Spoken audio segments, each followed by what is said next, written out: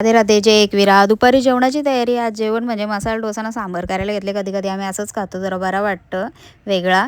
एकीकडे तुरीची डाळ जरा धुवून घेतली, त्याच्यामध्ये वांगा, डांगर आणि कांदा उभा पातळ कापून घातला. शेकटाळ शिंग नको बरं त्याच्यात, आता गरमीचे दिवस आहेत म्हणून असंच बरं डाळ ठेवली उकडत सांबारसाठी. आणि एकीकडे तेलामध्ये राई जिरा घातला, कढीपत्ता आणि 2-3 मिरच्या अशा कापून घातल्या. बटाट्याची बरं भाजी करते आणि भाजी मी अशीच करते, मस्त लागते अशी भाजी. नंतर हिंग घातला आणि थोडीशी धणा पावडर, हळद आणि नंतर मग टॅमॅटो घातला. टॅमॅटो पण मी जरा जास्त घालते, मस्त असं कलर पण येतो त्याच्यात आणि टेस्ट खूप भारी लागते. नंतर मग बटाटा असं उकडून आणि बटाटा ना एकदम मॅश करून घेते, मला ना तसंच आवडतं.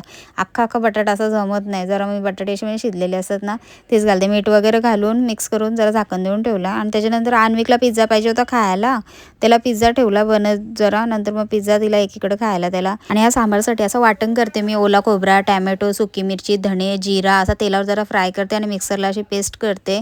इकडे डाळ पण शिजली आणि ती पेस्ट बनवलेली त्यामध्ये मिक्स केली. मस्त असं ओलं खोबऱ्याची पण अशी टेस्ट येते आणि सेम सांबार मसाल्यासारखा वास येतो त्याला. आणि त्यानंतर चिंचेचं थोडंसं पाणी घातलं मी त्यात, पूर्ण असं मिक्स करून घेतला. आणि त्याच्यानंतर वरून मी असा तडका देते, राया घालते, जिरा नाही घालत, फक्त राया तेलामध्ये आणि कढीपत्ता, सुकी मिरची लाल, नंतर सगळे आपले घरातले मसाले असतात आणि एव्हरेस्ट सांबार मसाला असतो ना तो मी त्यात घालते. आणि असं पूर्ण जरा मसाला हे करून घेते तेलामध्ये आणि वरून असं तडका देते.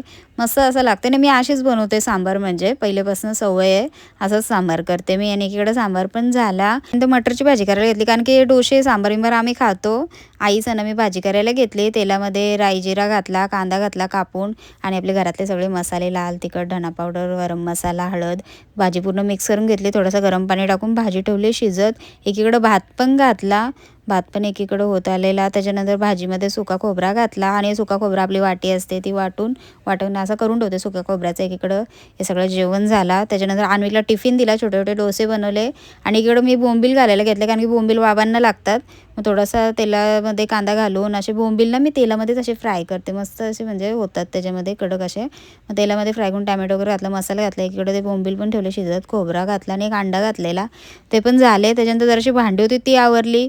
मग नंतर जेवणाचा पण टाईम, गरम डोसे काय गरम गरमच लागतात खायला, मस्त असे एक एक आता डोसे असे गरम गरम काढवते आम्हाला खायला.